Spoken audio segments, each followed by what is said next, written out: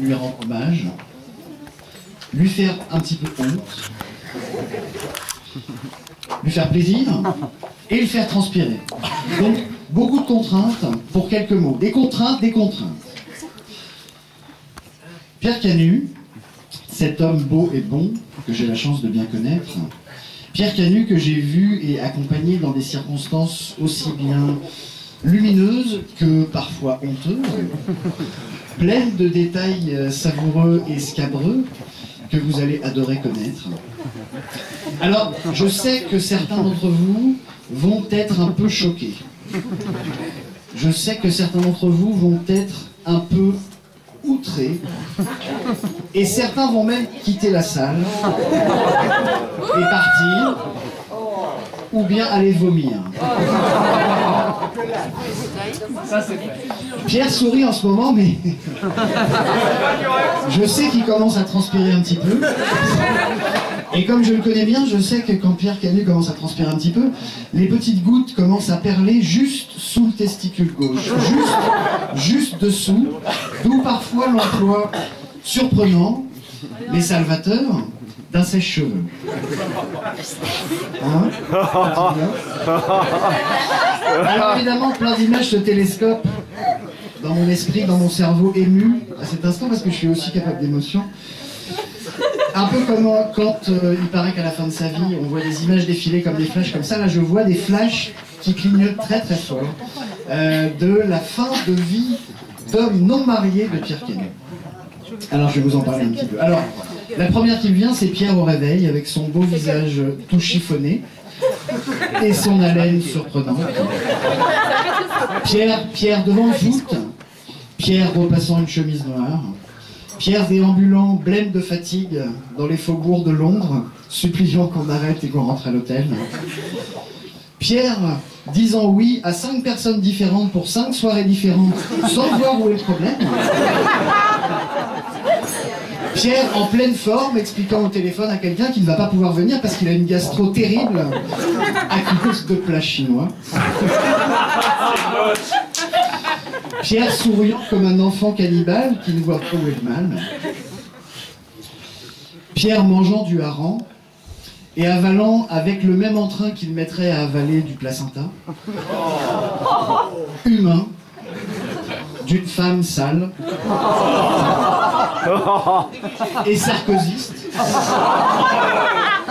Pierre à la plage, Pierre aux eaux, Pierre au marché, Pierre en montgolfière, Pierre et son ami le moineau, Pierre et l'âne cadichon, Pierre et ses premières règles, Pierre et son beau visage éclaboussé, voire même souillé, de fierté bafoué quand il perd inlassablement au squash.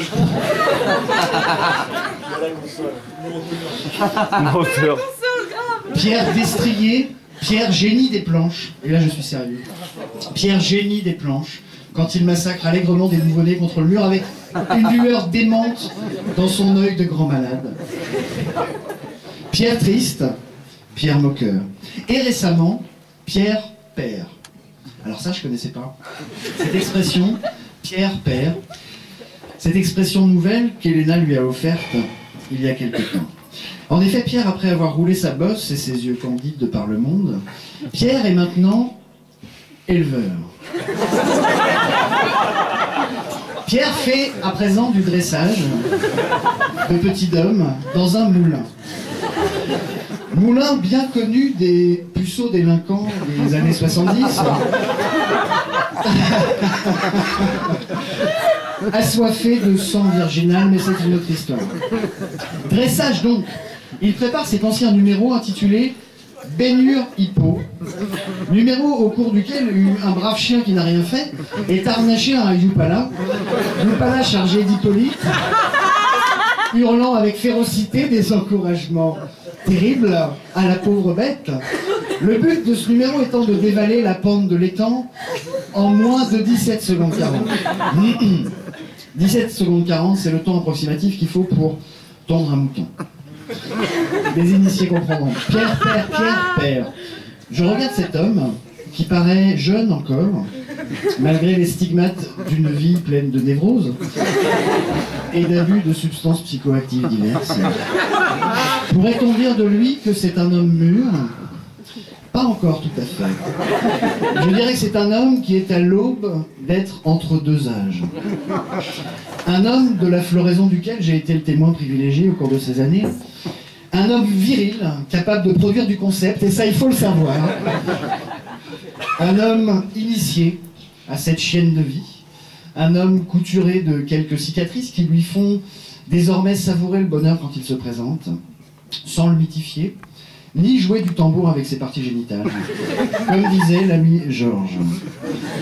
Un homme que j'ai connu alors qu'il n'était encore qu'un homme laid, au regard candide et aux boucles blondes, que les ravages du temps et d'une hérédité capillaire probablement injuste ont relégué au rang de souvenirs. Pas de traitement anti-chute de cheveux à cette époque-là. Pas de gélules fluorescentes achetées à prix d'or sur Internet.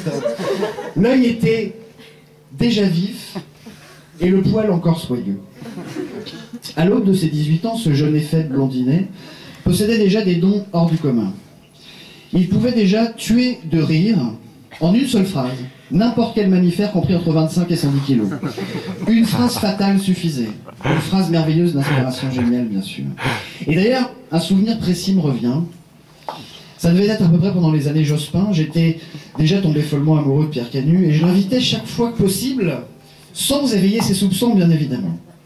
Alors, la circonstance la plus commode était bien sûr les soirées entre copains, entre amis. C'est très pratique. Alors au début, j'avais commencé par lui donner des cours de maths. Mais cet animal avait fait quelques progrès assez rapides qui lui avaient permis de décrocher son bac, donc je ne pouvais plus employer ce stratagème. Donc j'en étais réduit, pour le voir, à organiser des soirées tous les 3 jours. À cette époque, Pierre avait encore 3 ans de moins que moi. Il était le cadet de ces mémorables soirées. Les gens ne le connaissaient pas. Nous étions des vieux pour lui. Des vieux merveilleux, sans doute, dans ses yeux d'enfant, qui nous regardaient fumer le cigare en esthète, faire tourner du cognac vieux dans des grands verres ronds, en plissant les yeux et approcher ainsi le vrai sens de la vraie vie. Et j'ai un souvenir très précis du génie de Pierre Canu dans une de ces soirées. Nous étions dehors, lui et moi, et 2-3 amis âgés, bruit des verres entrechoqués, fumée de cigares. Soudain, au-dessus de nos têtes, dans la nuit, à quelques centaines de mètres du sol, passe, rapide, à la trajectoire rectiligne, un objet volant non identifié.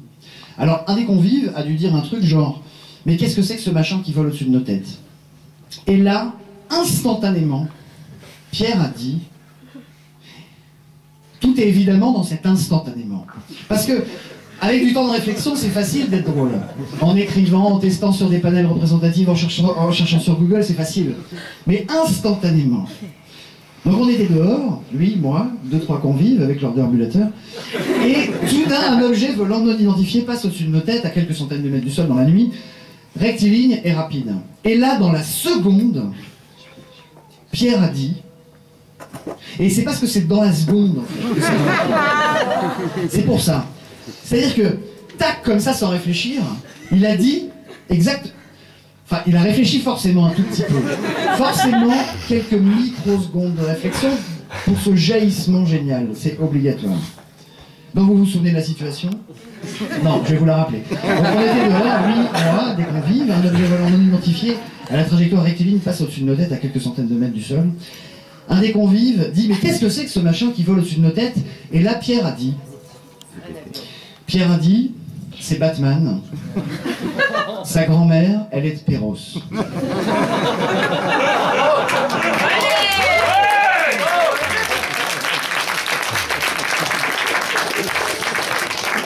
C'est Batman, sa grand-mère, elle est de Perros. J'ai aussitôt inhalé mon cognac par la trachée et je suis tombé au sol, secoué par des spasmes, de rire, mais de lutte pour ma survie aussi. Après la venue du SAMU et quelques jours en réanimation qui se sont très bien passés, la phrase résonnait encore dans ma tête. C'est Batman, sa grand-mère, elle est de Perros.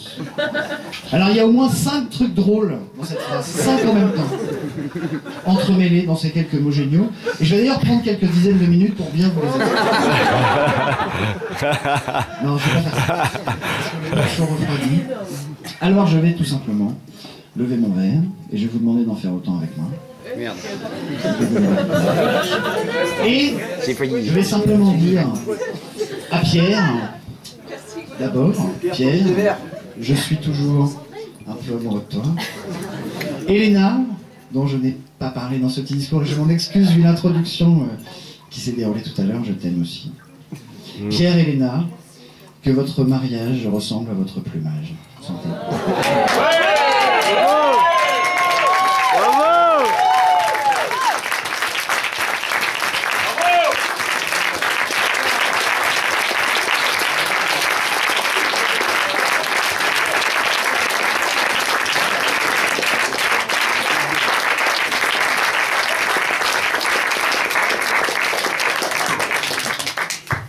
Et maintenant on va chanter avec vous. Vous avez les paroles. On m'a dit de tout faire d'un coup. Hein. Après on a une petite chorégraphie, et puis après c'est fini.